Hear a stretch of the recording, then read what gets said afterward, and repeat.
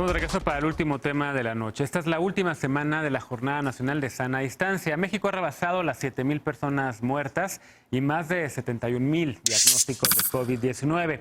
Rumbo a la llamada nueva normalidad, el presidente López Obrador dijo que ya vamos de salida de la pandemia y ayer difundió un video reconociendo al personal médico. Desde el inicio de la pandemia, personal de salud ha denunciado falta de equipo adecuado. Hoy mismo, personal del Instituto Nacional de Enfermedades Respiratorias, el INER, protestó por la falta de equipo médico para atender a personas con el virus. Las autoridades además han reportado al menos 50 agresiones contra personal sanitario y hasta un secuestro de 14 médicas y médicos, además de 11,000 contagios y 149 decesos por SARS-CoV-2 entre el personal de salud. El presidente también elogió a técnicos y a científicos y aprovechó para informar que el subsecretario López-Gatell fue invitado o fue postulado a integrarse al Comité de Expertos del Reglamento Sanitario Internacional de la Organización Mundial de la Salud. Nuevamente dijo que logramos aplanar la curva gracias a que la gente acató adecuadamente las medidas de sana distancia y evitó así que los servicios de terapia intensiva fueran rebasados. ¿Cuál es el balance de la Jornada Nacional de Salud? ¿Realmente hemos logrado aplanar la curva? ¿Podemos cantar victoria de que no se van a rebasar los servicios de salud? Vamos a ver qué opinan los panelistas. Y también sobre esta polémica del subsecretario López-Gatell. No sabemos si fue postulado, si fue invitado. En redes sociales, Lecona, el fin de semana veíamos por allá el hashtag de orgullo nacional o no sé qué, quienes defendían a Gatell y su trabajo. ¿Cómo lo ves? Pues sí, casi parecía que lo estaban postulando a estar enfrente de la OMS. Digo, el propio López-Gatell lo puso en su dimensión. Pero si fue tema, si hoy estamos hablando de esto, es porque el presidente sale y lo dice y lo se sobredimensiona y se genera ahí un debate que, pues la verdad, es de lo menos relevante en este momento y sobre todo frente a lo que estamos, que es el supuesto regreso a la supuesta nueva normalidad y a ver qué pasa. Sobre lo del aplanamiento de la curva, a mí siempre me ha causado todo tipo de escozor cuando la justificación para sostener ese supuesto aplanamiento es que si no hubiéramos hecho nada, estaríamos así, hasta arriba, ¿no? O sería un ascenso que hubiera durado menos, pero que hubiera saturado el sistema hospitalario. O sea, digo, eso no era una posibilidad. O sea, que nos presuman que se aplanó la curva porque se hicieron las cosas, pues no era un escenario no hacer nada. Entonces, de entrada, eso a mí no me deja como una certeza o una tranquilidad, ¿no? Y sobre López-Gatell, pues definitivamente es el personaje de la pandemia por lo que se le ha dado, ¿no? Pero creo que hay una sobredimensión a su figura de científico, no político, estas cosas que hemos hablado mucho, porque es el mismo López-Gatell al que a la Organización Mundial de la Salud, y hay que recordar todo este tipo de tropiezos, le dijo que corrigió cuando él afirmaba que quizás el calor por el verano que íbamos a vivir acá iba a ayudar para la no propagación del COVID, cosa que pues no hay evidencia científica que se sostenga. El mismo que dijo que la fuerza del presidente es una fuerza moral y no de contagio. El mismo que dijo que era mejor que el presidente se contagiara de una vez para generarle inmunidad al virus cuando no hay evidencia científica, y lo dijo justo cuando la OMS decía que no se podía sostener hasta ese momento que se generara esa inmunidad y que no hubiera incluso un riesgo de recontagio. El responsable de las bases de datos donde se registraban hombres con COVID embarazados, pacientes que murieron 2 meses antes de presentar síntomas. En fin, hay muchas cosas que hay que revisar y también este método discursivo que tiene, que es muy propio de él, sí, donde está todos los días dando cuentas o supuestamente rindiendo cuentas, pero se le empiezan a ver todas esas cosas que tienen los políticos, y que tienen políticos de la Cuarta Transformación y que tiene Andrés Manuel López Obrador, cómo descalificar a los medios, cómo minimizar y exponer a reporteras ahí para que sean sujeto del linchamiento clásico que se ve en redes cuando se ponen nombres de periodistas sobre la mesa para descalificar el trabajo que están haciendo. Lo vimos la semana pasada hablando de Mexicanos contra la Corrupción, la impunidad y la investigación sobre las actas de defunción, diciendo que pues, era una obviedad y que mexicanos a favor de la corrupción. O sea, también jugó con el nombre. Es ese personaje. Entonces, en su dimensión las cosas, lo que esté pasando o el resultado de esto, habrá tiempo para evaluarlo. Lo que sí sigue tocando hoy es seguir las recomendaciones de la sana distancia, que de hecho la sociedad hizo antes que el propio López-Gatell empezara o que el gobierno empezara la Jornada Nacional de sana distancia. Sí. Salió tu gatito atrás recordándote que ya te habías pasado el tiempo. Sí. Indira Kempis, ¿cómo lo ves tú el papel de subsecretario? Que decía Lecona, es la figura del gobierno mexicano. Ha pasado así en otros países. El ministro de Salud de Turquía se convirtió también en un rockstar mediático con más de 4 millones de followers, seguidores en Twitter. El doctor Anthony Fauci en Estados Unidos también, y pues aquí también pues López-Gatell, ¿no? ¿Cómo lo ves? El tema es también de la OMS y el fin de la jornada de sana distancia. ¿Qué destacarías?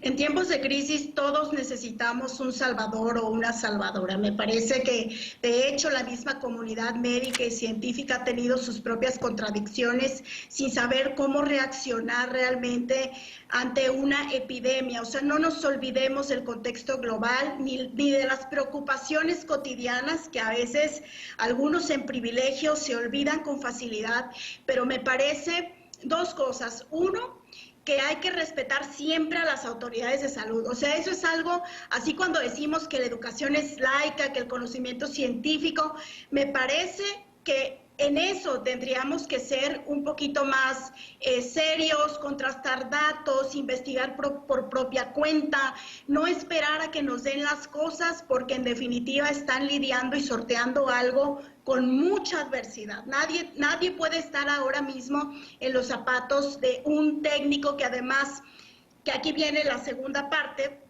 que me parece que está excesivamente mediatizado. No sé si eso sea su propia responsabilidad o sea de otras personas, pero ese exceso de estar todos los días, prácticamente 2 horas, es desgastante. Y me parece que ante ese exceso de mediatización, cualquier persona, por muy experto que sea o muy experta que seas, invariablemente vas a tener errores, vas a cometer desesperaciones, vas a poner contra la pared a periodistas. Es decir, si tenemos un poco de meternos, pues hacer una inmersión al doctor, no al personaje que han creado. Por eso hablo de otras personas que lo exponen, lo mediatizan, pero al doctor, finalmente, pues es eso, es un experto manejando una crisis. Sí. Eso yo, de verdad, en mi vida he aprendido también a hacerme preguntas respecto a las decisiones que se toman. Entonces, el exceso de mediatización, que no sé si realmente él solo se ponga en el foco y salga todos los días a ver hoy cuál va a ser el show, o alguien más lo prepare por él, pero en definitiva me parece que es más eso. No debería ser tema, de hecho nuestro tema tendría que ser precisamente cómo están respondiendo las autoridades mexicanas, sí. Cuáles son los datos. Claro. Me parece que es un exceso también de nosotros jugar a que ese sea el tema. Y por otra parte, que lo de la jornada de sana distancia, que nada más nos queda una semana, sinceramente, si ustedes salen a la calle, yo he tenido que salir a la calle por trabajo, y las cosas están, sí, efectivamente, 3 veces más, 4 veces más, 5 veces más, porque no teníamos la suficiencia en el sistema de salud como en cualquier otro país, porque no somos el único. Sí. Entonces, déjame escuchar a los demás, senadora, porque no nos va a dar tiempo, pero ojalá que la Comisión de Salud del Senado pues llame al doctor López-Gatell, al doctor Alcocer, a todas las personas que han estado al frente de esta pandemia para revisar cuál ha sido su papel, porque el Senado pues tiene esa atribución. ¿Cómo lo ves tú, querida Lisa? Un trabajo serio de rendición de cuentas. Lisa, ¿me oyes? A ver, yo veo 2 cosas. La primera es que el famoso modelo Centinela les sirvió para manejar esta primera parte de la pandemia, porque efectivamente lograron no colapsar los servicios de soporte respiratorio o de unidades de cuidados intensivos de los hospitales, particularmente en centros altamente poblados como puede ser la Ciudad de México. Ahora, eso no quiere decir que la calidad de la atención de los servicios brindados ahí haya sido infalible y que no tengamos una tasa de mortalidad pues tristemente demasiado alta para lo que nos hubiese gustado lograr.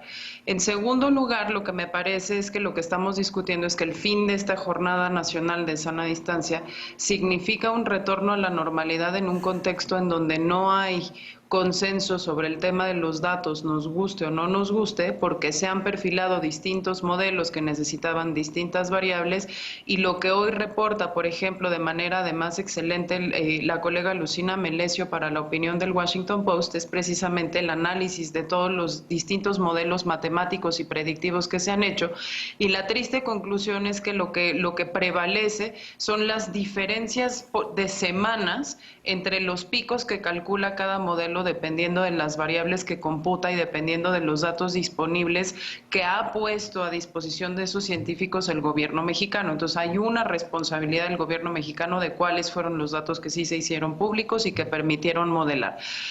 ¿Qué implicaciones tiene eso? Bueno, pues que para saber qué sectores vamos a abrir, cuál es el factor de contagio realmente que tenemos, si es de 1-1, de 3-1, si va a haber rebrotes regionales, nacionales, si va a poder el sistema de salud responder a eso de manera efectiva como se hizo ahora, pues la gran incógnita es realmente si lo vamos a lograr sin tener la información suficiente o teniendo contradicciones en esa información. Y un tercer punto que yo sí quisiera tocar, porque me ha tocado verlo desde las tripas del sistema de salud público mexicano, es precisamente la exposición a la que hemos puesto innecesariamente a personal de limpieza, de camillería, de enfermería y personal médico, porque se les compraron insumos terriblemente malos, corrientes, pocos, para la cantidad de pacientes que están atendiendo y para la cantidad de días que esta crisis ha durado. Sí, como decíamos al principio, hubo hoy una protesta, fue al INER, porque se le estaba obligando incluso, o ellos decían que le estaba obligando a personal médico a prestarse el equipo, que evidentemente es como un cepillo de dientes, no se puede prestar. Por último, Eder, cerramos contigo este bloque. Desde hace décadas ocupa de los primeros lugares de enfermedades como diabetes, hipertensión, sobrepeso, que son, y se ha dicho en varias ocasiones, pandemias. Pese a eso, tenemos el número de 59 personas por cada millón que fallecen. No somos de los países por tasa de millón de habitantes que más mortalidad tienen, porque se estableció una estrategia adecuada. Dice Alfredo Lecona que no había otro posible escenario que el que se llevó a cabo. Bueno, que le digan a Brasil que ahorita es el epicentro de la pandemia en el mundo. También hay otra circunstancia que me parece que con la cual se puede evaluar la estrategia de Estado del gobierno mexicano y de los gobiernos estatales. Hasta hoy, en este momento que en teoría y de acuerdo a las estimaciones que hasta hoy sí han funcionado del gobierno federal, no se ha rebasado del 40% de la ocupación hospitalaria. Todo el ejercicio de reconversión hospitalaria que se llevó a cabo para atender a las personas que padecen COVID ha funcionado pese a que había un déficit de médicos, de insumos, de todo. Hay contradicciones, sin duda, ha habido errores, sin duda también. Pero hasta hoy la estrategia ha funcionado bien y el responsable, además del presidente de la República, es Hugo López-Gatell. Lo han hecho bien hasta ahora, espero que siga así. Tenemos que atender, por eso me reservé, tenemos que atender las sugerencias del gobierno federal y seguir en nuestros hogares hasta que las autoridades sanitarias nos lo indiquen. Muy bien. Bueno, déjame hacer una pausa rapidísimo, regresamos ya para despedirnos con la paparrucha esta noche, no te vayas.